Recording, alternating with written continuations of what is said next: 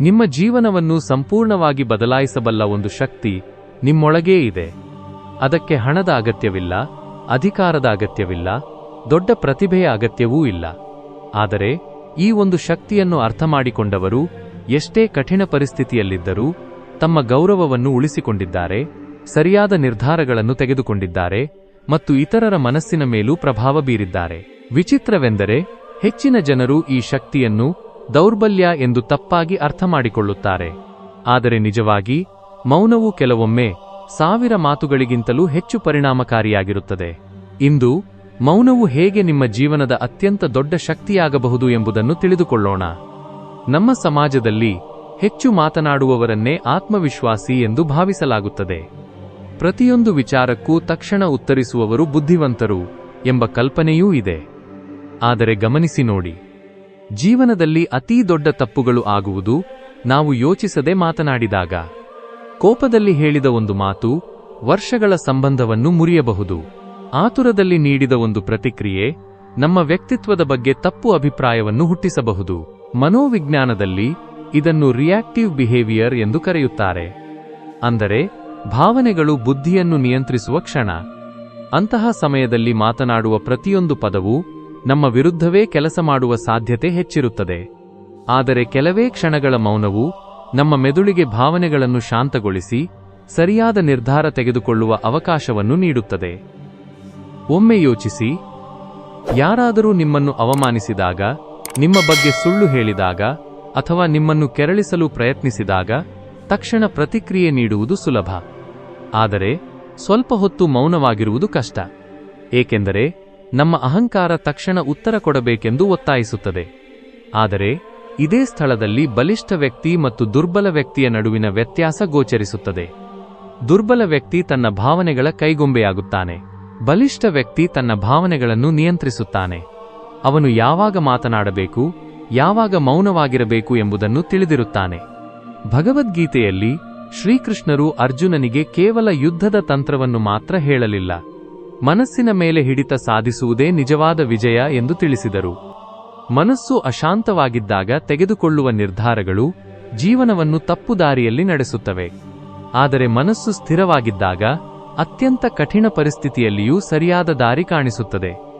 ಮೌನವೆಂದರೆ ಕೇವಲ ಮಾತನಾಡದೇ ಇರುವುದು ಅಲ್ಲ, ಅದು ಮನಸ್ಸಿನ ಅಲೆಗಳನ್ನು ಶಾಂತಗೊಳಿಸುವ ಅಭ್ಯಾಸ. ಹೊರಗಿನ ಶಬ್ದ ಕಡಿಮೆಯಾದಾಗ ಮಾತ್ರ ಒಳಗಿನ ಧ್ವನಿ ಸ್ಪಷ್ಟವಾಗಿ ಕೇಳಿಸುತ್ತದೆ. ಬುದ್ಧನ ಜೀವನದಲ್ಲಿಯೂ ಒಂದು ಪ್ರಸಿದ್ಧ ಘಟನೆ ಇದೆ. ಒಬ್ಬ ವ್ಯಕ್ತಿ ಬುದ್ಧನ ಬಳಿಗೆ ಬಂದು ಅವಮಾನಿಸುತ್ತಾ ಮಾತನಾಡಿದ. ಆದರೆ ಬುದ್ಧರು ಒಂದೇ ಮಾತು ಆಡಲಿಲ್ಲ. ಕೊನೆಗೆ ಆ ವ್ಯಕ್ತಿಯೇ ದಣಿದು, ನಾನು ಇಷ್ಟು ಮಾತನಾಡಿದರೂ ನೀವು ಏಕೆ ಉತ್ತರಿಸಲಿಲ್ಲ ಎಂದು ಕೇಳಿದ.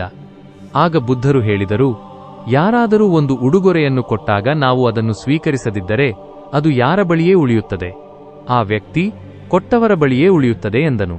ಆಗ ಬುದ್ಧರು, ಹಾಗೆಯೇ ನಿನ್ನ ಕೋಪವನ್ನು ನಾನು ಸ್ವೀಕರಿಸಲಿಲ್ಲ ಎಂದರು. ಈ ಉತ್ತರದಲ್ಲಿ ಮೌನದ ನಿಜವಾದ ಶಕ್ತಿ ಅಡಗಿದೆ. ಪ್ರತಿಯೊಂದು ನಕಾರಾತ್ಮಕತೆಯನ್ನು ಸ್ವೀಕರಿಸುವ ಅಗತ್ಯವಿಲ್ಲ. ಮನೋವಿಜ್ಞಾನದಲ್ಲಿ ಇನ್ನೊಂದು ಕುತೂಹಲಕಾರಿ ಸತ್ಯವಿದೆ. ಕಡಿಮೆ ಮಾತನಾಡಿ ಹೆಚ್ಚು ಕೇಳುವ ವ್ಯಕ್ತಿಗಳ ಮೇಲೆ ಜನರು ಸಹಜವಾಗಿಯೇ ಹೆಚ್ಚು ವಿಶ್ವಾಸ ಇಡುತ್ತಾರೆ. ಏಕೆಂದರೆ ಅವರು ಮಾತನಾಡುವ ಪ್ರತಿಯೊಂದು ಮಾತು ಯೋಚಿಸಿ ಹೇಳಲ್ಪಟ್ಟಿರುತ್ತದೆ ಎಂಬ ಭಾವನೆ ಮೂಡುತ್ತದೆ. ನಿರಂತರವಾಗಿ ಮಾತನಾಡುವವರ ಮಾತುಗಳು ನಿಧಾನವಾಗಿ ತಮ್ಮ ಮೌಲ್ಯವನ್ನು ಕಳೆದುಕೊಳ್ಳುತ್ತವೆ. ಆದರೆ ಅಗತ್ಯವಿದ್ದಾಗ ಮಾತ್ರ ಮಾತನಾಡುವವರ ಒಂದು ವಾಕ್ಯವು ಜನರ ಮನಸ್ಸಿನಲ್ಲಿ ದೀರ್ಘಕಾಲ ಉಳಿಯುತ್ತದೆ. ಆದ್ದರಿಂದ ಮೌನವು ಕೇವಲ ಆತ್ಮನಿಯಂತ್ರಣದ ಸಂಕೇತವಲ್ಲ, ಅದು ಗೌರವವನ್ನು ಗಳಿಸುವ ಮಾರ್ಗವೂ ಹೌದು. ಒಂದು ಕಚೇರಿಯನ್ನು ಕಲ್ಪಿಸಿಕೊಳ್ಳಿ. ಇಬ್ಬರೂ ಉದ್ಯೋಗಿಗಳಿದ್ದಾರೆ. ಮೊದಲನೆಯವನು ಪ್ರತಿಯೊಂದು ಸಭೆಯಲ್ಲೂ ಎಲ್ಲದರ ಬಗ್ಗೆ ಮಾತನಾಡುತ್ತಾನೆ.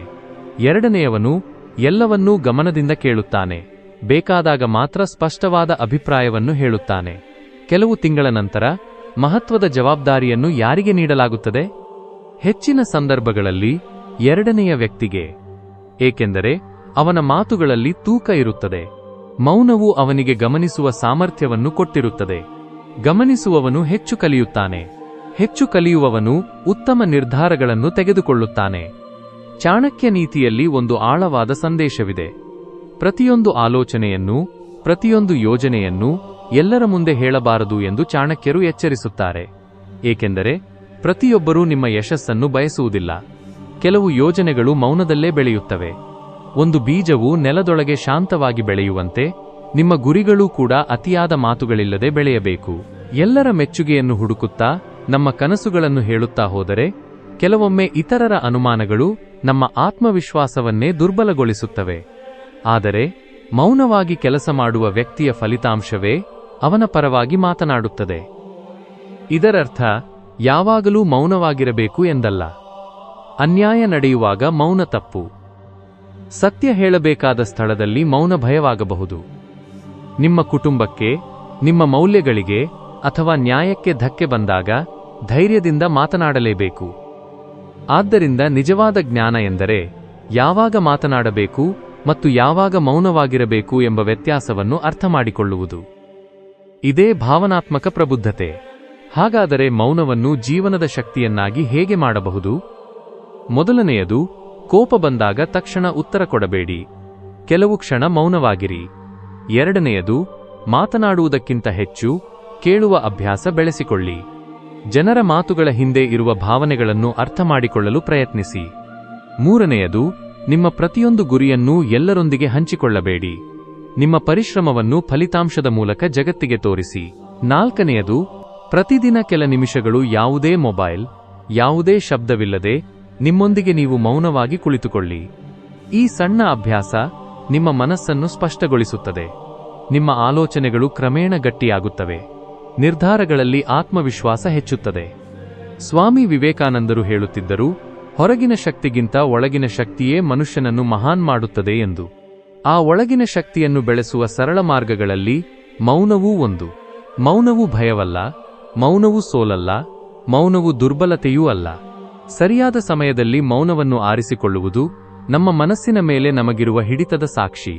ತನ್ನನ್ನು ತಾನೇ ಗೆದ್ದವನನ್ನು ಜಗತ್ತು ಸೋಲಿಸಲು ಸಾಧ್ಯವಿಲ್ಲ.